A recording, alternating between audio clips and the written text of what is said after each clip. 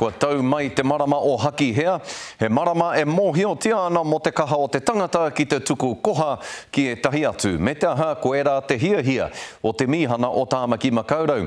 Arā kia noho ko rātou hei kupenga mo te tini o ngā koha ki a rātou.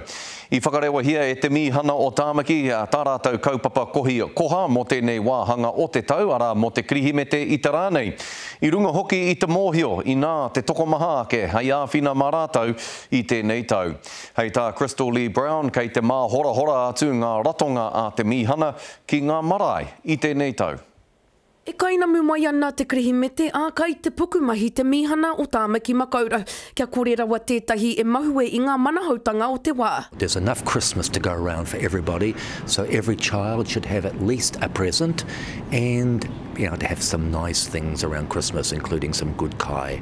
That's what we want to do. We want nobody to go without this Christmas. I te rā tau i tā koha te mihana i ngā koha kai krihimete e 4,000 ruarau. Ko te matapai mo tēnei tau ka eke ki te 8,000 neke atu. During the last year, we've distributed 27% more food parcels throughout the year than we did in the previous year, which was a record.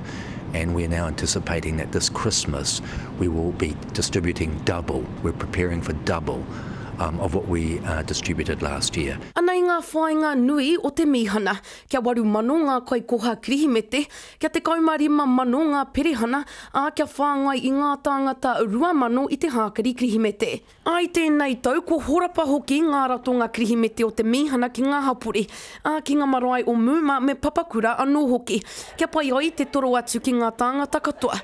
Hei tērā wiki ka timata ngā mahi ki runga i ngā marae. We're going to two marae, Papakura Marae and Muma in South Auckland, and also at Eden Park.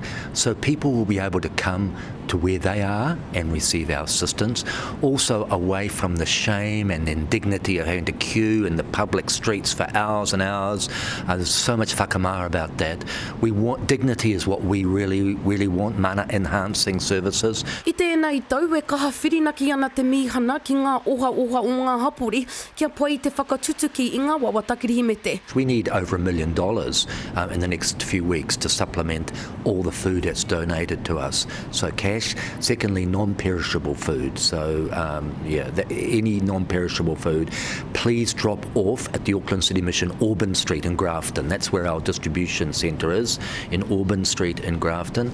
And thirdly, presents are always welcome. Mā whero mā pango, kauti ai te mahi. Crystal Lee Brown, Te Karere.